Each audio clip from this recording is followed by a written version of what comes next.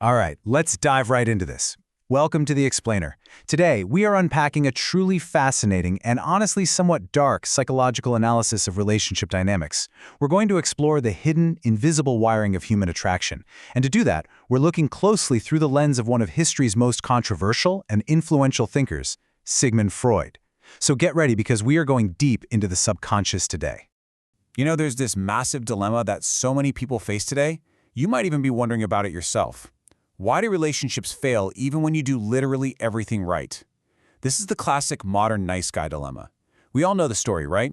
A guy does everything society tells him to do. He's kind, he's endlessly available, he compromises, and yet his partner just mysteriously pulls away. Well, today's source material actually uses Freud's theories to decode this exact mystery. It explains why textbook perfect behavior often leads to a perfectly broken relationship. Let's jump into Section 1, Secret of the Subconscious, Unlocking the Hidden Mind.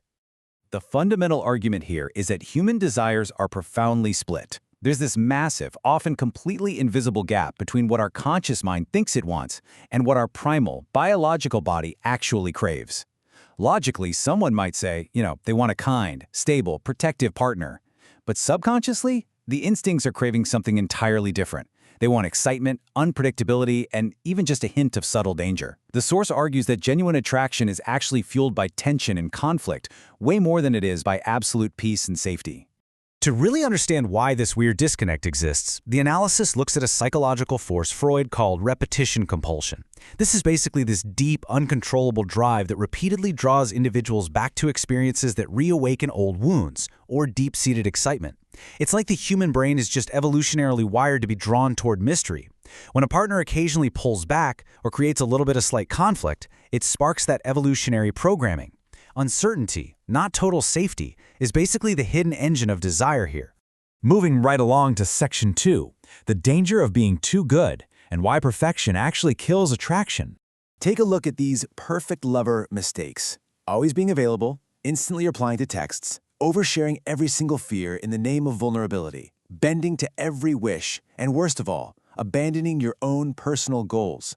The theory states that when a man gives up his core drive just to become a highly manageable partner, he completely stops being a challenge.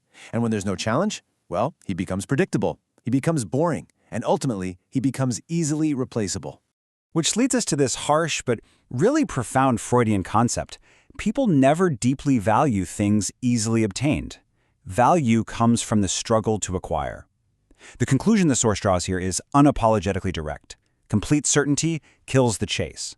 Think about it. If your entire life revolves around your partner, they instinctively realize no effort is actually needed to keep you.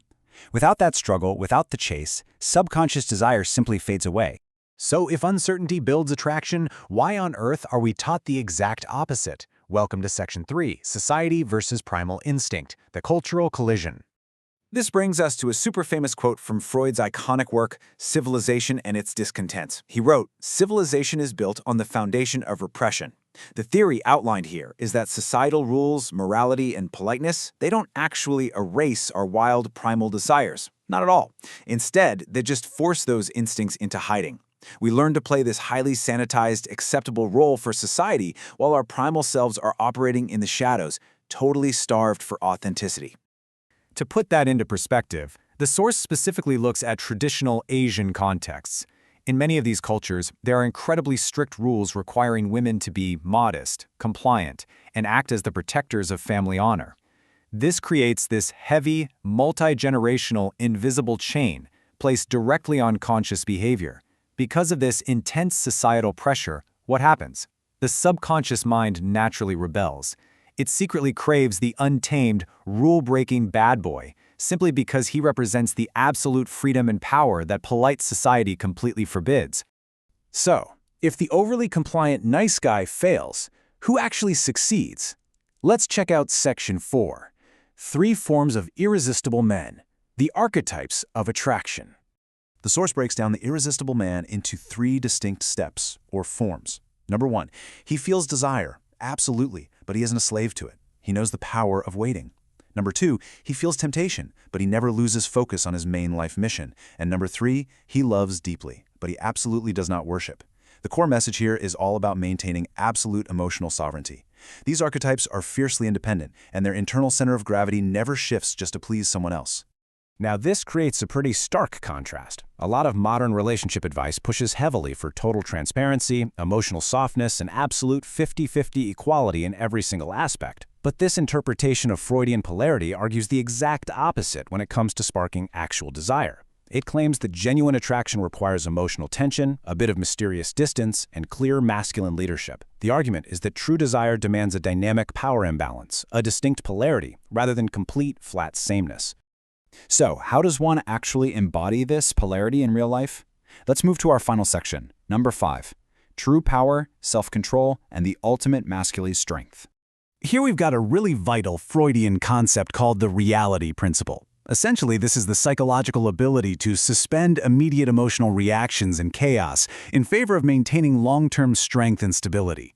The advice derived from this is pretty straightforward. Never react frantically to emotional tests, sudden arguments, or unexplained coldness. By staying centered, completely unbothered, and logically grounded, the argument is that a person earns their partner's deep, almost involuntary subconscious respect. Next up is a seriously transformative concept called sublimation. This is the process of taking those raw, primal instincts we talked about and channeling them into a higher power. It's taking anger and turning it into a drive for purpose. It's taking lust and forging it into strict discipline. It's using a broken heart to build a lasting legacy. The video frames this as the ultimate tool. It's how you stop being a reactive victim begging for affection and start being the unshakable creator of your own empire.